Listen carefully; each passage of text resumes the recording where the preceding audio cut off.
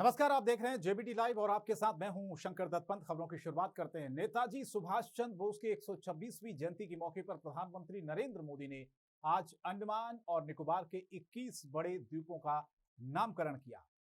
प्रधानमंत्री ने ऑनलाइन इसका उद्घाटन करने के बाद देश को संबोधित भी किया। उन्होंने कहा कि 21 द्वीपों को अब परमवीर चक्र विजेताओं के नाम से जाना जाएगा। आज के इस दिन को आजादी के अमृत काल के एक महत्वपूर्ण अध्याय के रूप में आने वाली पीढ़ियां याद करेंगी। उन्होंने कहा, हमारी आने वाली पीढ़ियों के लिए ये द्वीप एक चिरंतर प्रेरणा का स्थल बनेगा और कहा कि मैं सभी को इसके लिए बहुत धन्यवाद देता हूं।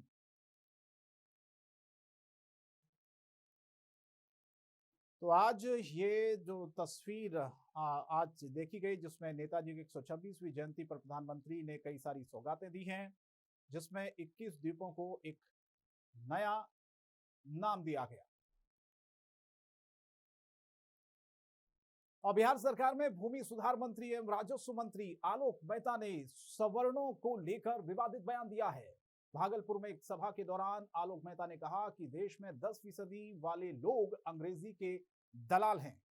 उन्हें अंग्रेजों ने जाते वक्त सैकड़ों जमीन देकर जमींदार बना दिया, जबकि मेहनत मजदूरी करने वाले आज तक भूमिहीन हैं। उन्हें समाज में कोई सम्मान नहीं मिलता।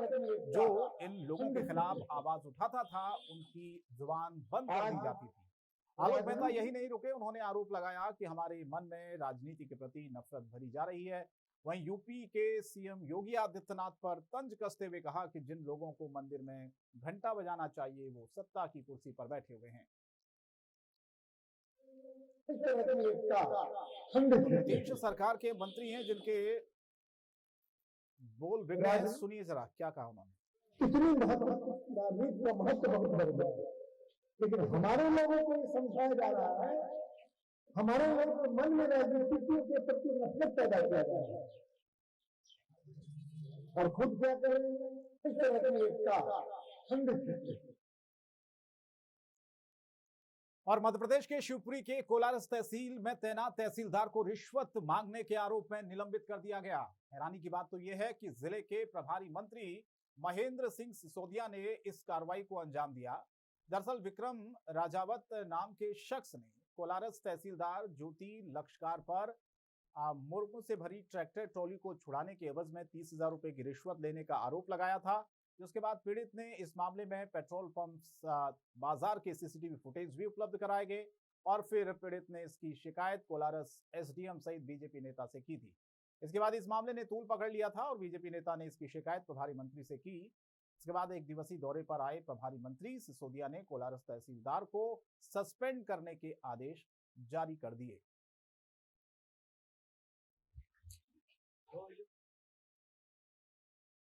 मध्य प्रदेश के छिंदवाड़ा में बिजली विभाग में तैनात संविदा और आउटसोर्स कर्मचारियों ने प्रदर्शन किया। साथ ही कर्मचारी अपनी मांगों को लेकर 21 जनवरी से अनिश्चितकालीन हड़ताल पर चले गए हैं। इन लोगों की हड़ताल की वजह से बिजली सप्लाई की परेशानी बढ़ गई है। संविदा कर्मचारियों के मुताबिक संविदा नियमितीकरण और आउटसोर्स कंपनी सिविलियन वेतन वृद्धि के लिए बार बार मांग करते आ रहे हैं, लेकिन उनकी मांग को पूरा नहीं किया जा रहा है, जिसके चलते उन्हें ये कदम उठाना पड़ा। तो संविदा और आउटसोर्स कर्मचारियों की इस हड़ताल की वजह से परेशानी तो बढ़ी है। उनकी अपनी मांगे हैं, लेकिन बिजली व्यवस्था पर इसका असर पड़ा है तो कई ऐसी मांगे जिनको लेकर अनिश्चितकालीन हड़ताल पर हैं, जिससे बिजली की जो सप्लाई है उस पर असर पड़ा है। संविदा और आउटसोर्स ये कर्मचारी हैं जिनकी काफी संख्या में अपनी मांगों को लेकर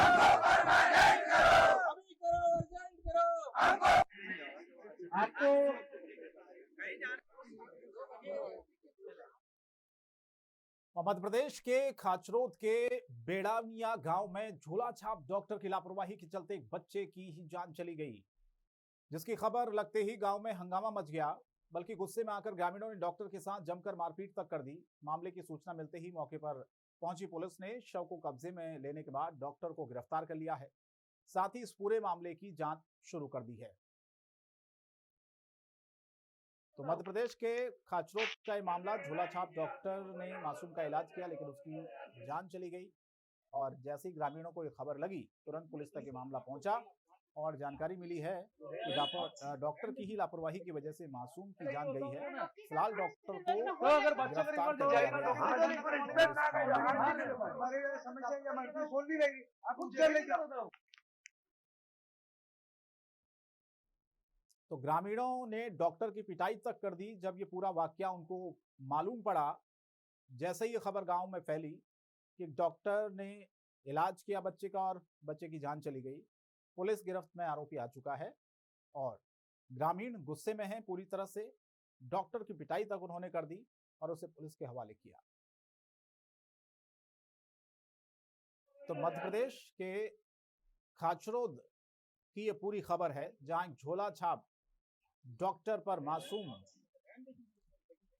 मासूम की जान ले ली, ये आरोप लगा है। अगर बच्चों को रिपोर्ट जाएगा तो और जैसे ही ये खबर लोगों को मिली, डॉक्टर की लोगों ने खूब पिटाई कर दी और मामला पुलिस तक पहुंचा। पुलिस ने इस पूरे मामले पर कार्रवाई की है और आरोपी जो डॉक्टर था उसको गिरफ्तार कर लिया है।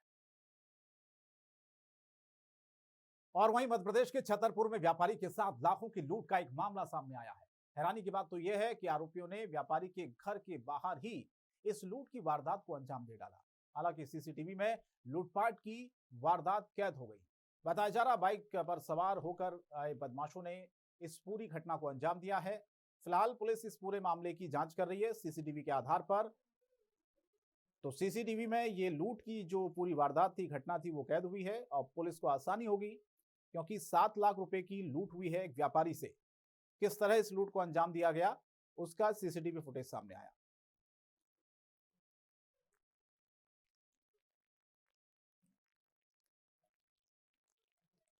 और खबर यूपी से है। यूपी के बदायूं में सुभाष चंद्र बोस की जयंती के मौके पर सड़क यातायात सुरक्षा सप्ताह के तहत एक कार्यक्रम का आयोजन किया गया, जिसमें स्कूली बच्चों ने मानव श्रृंखला बनाकर लोगों को यातायात के नियमों का पालन करने के लिए जागरूक किया, बल्कि कई तरह के संदेश दिए। इस कार्यक्रम में स्कूली बच्चों के अलावा प्रशासनिक अधिकारियों के साथ साथ पुलिस के जवान भी मौजूद रहे।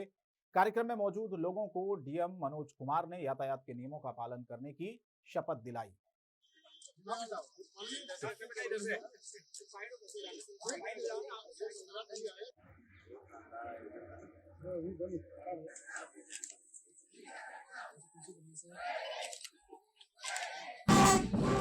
तो डीएम ने यातायात नियमों की शपथ दिलाई, सभी को यातायात के नियमों का पालन करना है। सुभाष चंद्र बोस की जयंती के मौके पर कार्यक्रम आयोजित किया गया था बदायूं।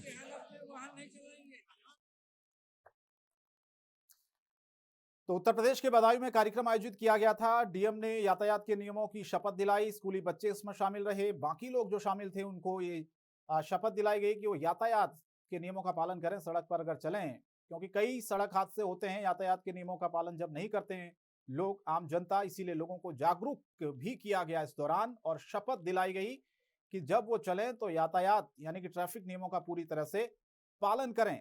डीएम ने सभी को शपथ दिलाई। तो सुभाष चंद्र बोस की जयंती के मौके पर यह कार्यक्रम उत्तर प्रदेश के बदायूं में आयोजित किया गया था, जिसमें बच्चों ने इसमें भाग लिया और सभी जो बच्चे थे, बाकी लोग थे, उनको भी शपथ दिलाई गई कि वो यातायात के जो नियम है उन नियमों का पूरी तरह से पालन करें। सुभाष चंद्र बोस की जयंती के मौके पर यह कार्यक्रम था बदायूं में। तो सभी इसमें शामिल थे, स्कूली बच्चे इसमें शामिल थे, बाकी लोग भी इसमें शामिल थे और सभी को शपथ दिलाई गई कि जब भी वो सड़क पर चलें यातायात के नियमों का पालन करें, चाहे 2 पहिया वाहन पर चलें, चाहे 4 पहिया वाहन पर चलें, यातायात के नियमों का उनको पूरी तरह से पालन करना है। क्योंकि अक्सर ये देखा जाता है कई बार जब ट्रैफिक नियमों का पालन नहीं किया जाता है तो हादसे भी कई बार होते हैं और इसीलिए प्रशासन भी पूरी तरह से जागरूकता अभियान चलाता है समय समय पर। लेकिन ये सुभाष चंद्र बोस की जयंती के मौके पर कार्यक्रम था जिसमें सभी को यातायात के नियमों का पालन करने की शपथ दिलाई गई। तो बच्चों ने भी सड़क सुरक्षा का संदेश दिया कि जब आप सड़क पर चलें कैसे आप सुरक्षित रह सकते हैं, यातायात के नियमों का आपको पालन करना है। इसीलिए आज बच्चों ने भी एक संदेश दिया, सभी लोगों को शपथ दिलाई गई कि वो यातायात के नियमों का पूरी तरह से पालन करें। और आज सुभाष चंद्र बोस की जयंती के मौके पर यह कार्यक्रम आयोजित किया गया था, जिसमें डीएम ने सभी को शपथ दिलाई। तो बच्चों ने भी यह संदेश दिया और सभी को शपथ दिलाई गई कि जब भी वो चलें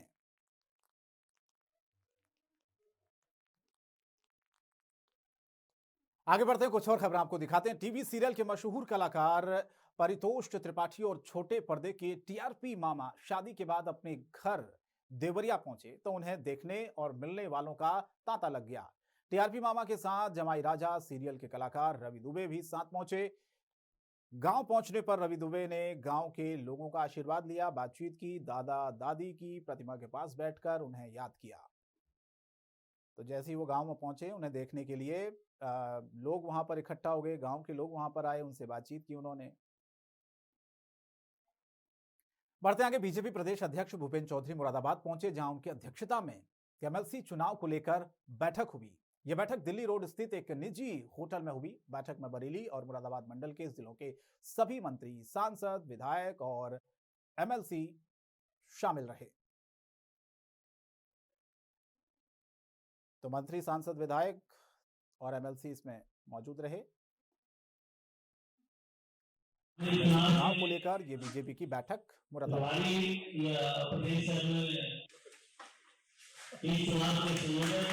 तो बीजेपी प्रदेश अध्यक्ष की अध्यक्षता में ये बैठक आयोजित की गई थी, जिसमें मंत्री से लेकर सांसद से लेकर विधायक से लेकर तमाम लोग मौजूद थे। बढ़ते आगे, खबर गांधीनगर से। गांधीनगर के रायसन पेट्रोल पंप में से बीपीएस स्कूल जा रहे रास्ते में सफेद रंग की कार सड़क किनारे बिजली के खंभे से टकरा गई, जिसके बाद चालक ने कार से नियंत्रण खो दिया और कार सड़क से सटे 2-3 निर्माण स्थल के विज्ञापन बोर्ड से टकरा कर पलट गई।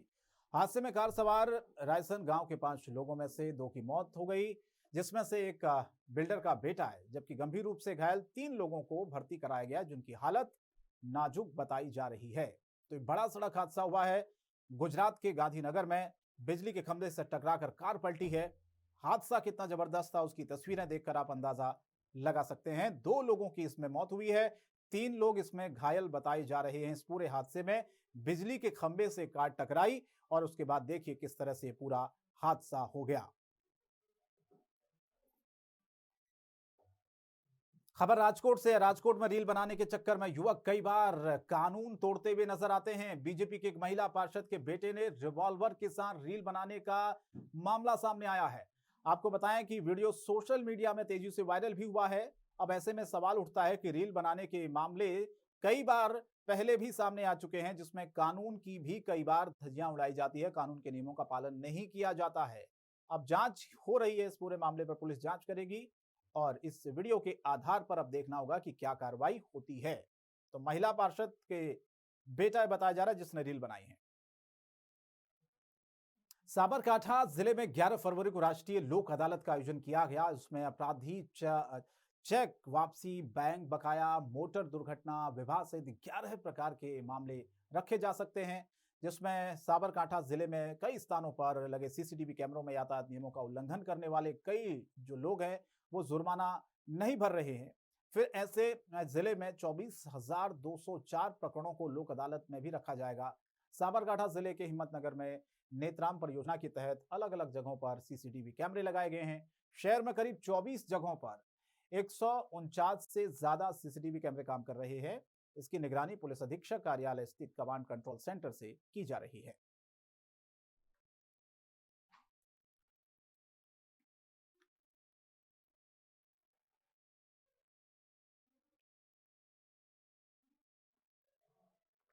आगे बढ़ते, खबर सूरत से है। सूरत से फुटपाथ पर रहने वाले परिवार को 3 साल की मासूम बच्ची का अपहरण हो गया। सीसीटीवी के आधार पर जांच शुरू की गई है। बच्चा छोड़े जाने की घटनाओं के बीच शहर में एक बच्चे के अपहरण की घटना भी सामने आई। सूरत के मईधरपुरा इलाके में युवती के अपहरण की घटना सामने आते ही हड़कंप भी मचा था, जहां इस बात का पता चला है कि बच्चे का अपहरण तब किया गया जब बच्ची का परिवार फुटपाथ पर सो रहा था। पुलिस अब सीसीटीवी के आधार पर इस पूरे मामले की जांच कर रही है। तो फुटपाथ पर यह परिवार सो रहा था, उसी दौरान बताया जा रहा है कि यह पूरी घटना हुई। चलिए आगे बढ़ते हैं, कुछ और खबरें आपको दिखाते हैं। आपको बता दें कि वलसाड से खबर है, जहां पर वलसाड में एक व्यापारी ने अपना कारोबार बढ़ाने के लिए सूदखोर से 14 साल पहले 2% मासिक ब्याज पर कुल 4.50 लाख के मुकाबले अब तक नगद 1 लाख रुपए और ब्याज 10.80 लाख का भुगतान किया। भुगतान के बावजूद भी 4.50 लाख की मूल राशि और ब्याज अभी भी बाकी बताया जा रहा है। परिवार के सदस्यों को मारपीट करने की धमकी देने का आरोप है। फिलहाल पुलिस सूदखोर पिता पुत्र के खिलाफ मामला दर्ज कर जांच शुरू कर चुकी है। राकेश हमारे संवाददाता ज्यादा अपडेट के लिए इसी खबर पर फोनलाइन पर जुड़े हैं। राकेश, थोड़ा विस्तार से बताएं कि क्या है ये मामला और अभी क्या कुछ कार्रवाई इस पूरे मामले पर पुलिस ने की है। जी शंकर, गुजरात के वलसाड में मशहूर जो सूदखोर बोले जाते हैं, जो पिता पुत्र की जोड़ी है, उन्होंने ब्याज पे व्यापारी जी। को पैसा दिया था, 2% मासिक ब्याज पे पैसा दिया था। लेकिन जो व्यापारी है उन्होंने अभी तक 10.5 लाख से ज्यादा रकम उसे सूद में भी दे चुके हैं। 1 लाख रुपया रोकड़े नकद भी उसे वापिस भुगतान दिए हैं। इसके बावजूद भी अभी भी मूल राशि जो 4.5 लाख रुपया की है, उसके लिए वो आज न कल ऐसे धमकियां दे रहे हैं कि भाई हमारा पैसा लौटाओ, नहीं तो हम तुम्हारे हाथ पग तोड़ देंगे, ये कर लेंगे, वो कर लेंगे। ऐसे धमकी के सामने जो ब्याजखोर के सामने त्रस्त होकर जो व्यापारी था, उन्होंने पूरा मामला सिटी पुलिस थाने को जी। बताया और सिटी पुलिस थाना ने दोनों बाप बेटों को पकड़ के अभी लॉकअप में डाल दिए हैं। चलिए, बहुत बहुत धन्यवाद इस तमाम जानकारी के लिए।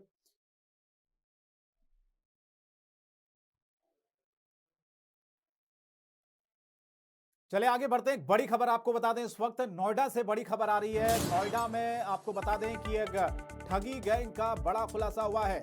एमबीबीएस में एडमिशन कराने के नाम पर ठगी करता था ये पूरा गैंग।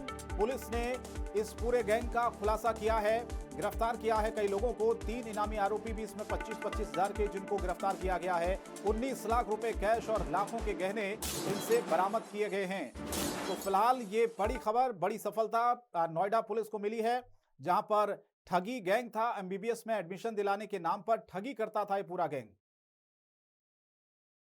देखिए, 2022 की नीट परीक्षा में जो स्टूडेंट्स बहुत कम नंबर से रह गए थे, इन अभियुक्तों के द्वारा उनका डाटा कलेक्ट किया गया और उनसे संपर्क करके सरकारी कॉलेजों में दाखिला के नाम पे भारी रकम उनसे अभ्यर्थियों से ली गई और कॉल लेटर बना करके उस कॉलेज का दे दिया गया।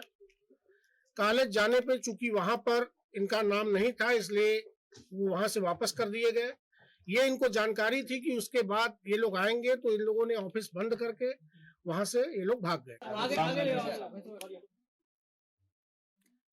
तो पूरा ये ठगी गैंग था। 35 से ज्यादा लोगों को अभी तक ये अपना ठगी का शिकार पूरा गैंग बना चुका है।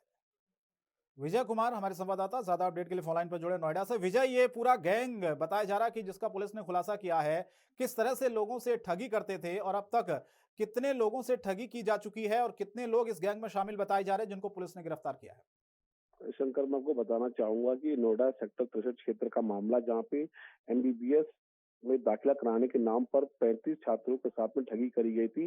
करीब ठगी ये 15 लाख से 25 लाख रुपए एडमिशन के नाम पे लिया करते थे और उन बच्चों को ये कैच किया था जिन बच्चों के नंबर कम आते थे, उनको एमबीबीएस में दाखिला कराने के नाम पे उनसे मोटी रकम वसूला करते थे। वहीं इसकी शिकायत नोएडा तहसील पुलिस को मिली। अब नोएडा तहसील पुलिस ने इस पूरे उस पर काम किया। उसके बाद से जो कंपनी थी इनकी सेक्टर 63 जहाँ से एडमिशन का काम किया करते थे, वहां से ये लोग फरार हो गए। फिर पुलिस ने इसकी घेराबंदी करके इनके कई जो नंबर थे उनसे सर्विलांस पर देखे, फिर इनको कल देर रात्रि में इनको नोएडा सेक्टर 62 से गिरफ्तार किया गया है और इन तीनों अभियुक्तों के खिलाफ ऑलरेडी पहले से ही 25-25 हजार रुपए का इन पे इनाम भी घोषित किया गया था। चलिए, बहुत बहुत धन्यवाद विजय आपका इस तमाम जानकारी। और फिलहाल इस बुलेटिन में इतना ही। जेबीटी लाइव पर खबरें जारी रहेंगी। नमस्कार।